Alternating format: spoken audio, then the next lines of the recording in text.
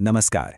कभी सोचा है कि ये जो सारी संख्याएं हैं, चाहे वो 12 हो या 12 करोड़, ये आखिर बनती किन चीजों से हैं?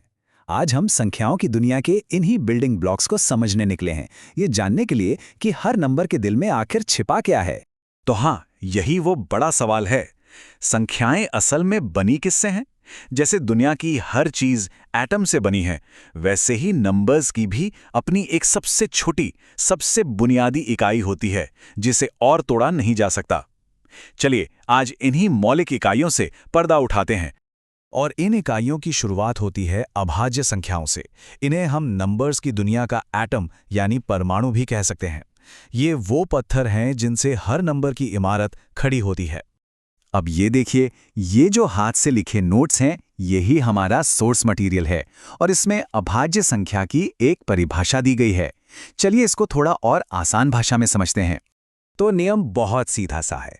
एक अभाज्य संख्या के सिर्फ और सिर्फ दो ही गुणनखंड हो सकते हैं, ना एक कम ना एक ज्यादा।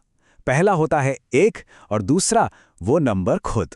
इसके अलावा कोई भी और नंबर उसे पूरी तरह से डिवाइड नहीं कर सकता। स्क्रीन पर दिख रहे इन नंबर्स को देखिए, जैसे 7 या 13। सोचकर देखिए, क्या इन्हें एक और खुद के अलावा किसी और नंबर से पूरी तरह डिवाइड किया जा सकता है? नहीं, इन्हें और छोटे टुकड़ों में नहीं तोड़ा जा सकता। बस यही तो है हमारी गणित की दुनिया के मौलिक परमाणु।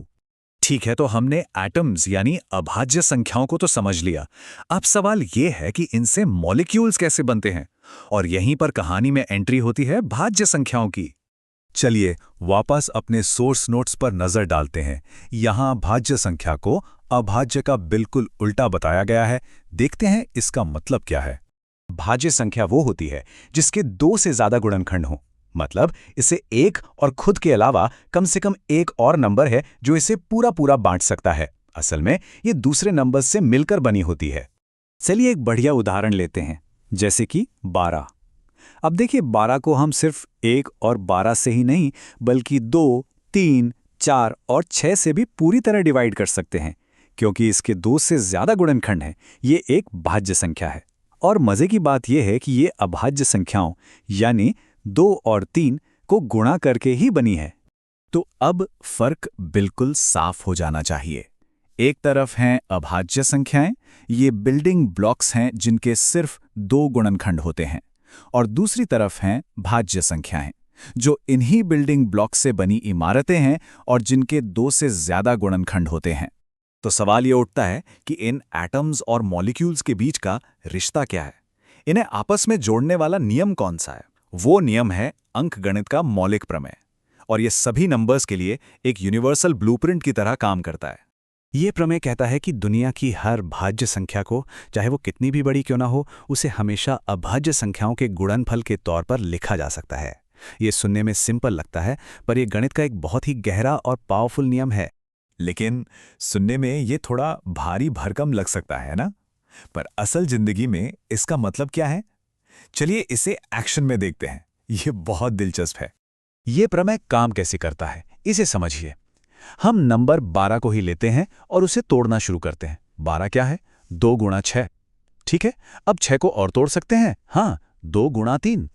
तो आखिर में हमारे हाथ में क्या बचा? 2, 2 और 3। और ये तीनों ही क्या हैं? अभाज्य संख्याएं, हमारे वही एटम्स। हर भाज्य संख्या को ठीक इसी तरह उसके अभाज्य परमाणुओं में तोड़ा जा सकता है। और यहाँ एक और बहुत दिलचस्प बात है। इस प्रमेय का दूसरा हिस्सा कहता है कि ये जो गुणनखंड है, ये हर नंबर के लिए यूनिक होता है। मतलब 12 को हमेशा 2, 2 और 1, 3 को गुणा करके ही बनाया जा सकता है, किसी और तरीके से नहीं। ये उस नंबर का, कह लीजिए, एक यूनिक फिंगरप्रिंट है, या उसका डीएनए कोड जो कभी नहीं बदलता। तो आखिर ये सब जानने का फायदा क्या है? ये प्राइम और कंपोजिट की कहानी कहाँ काम आती है?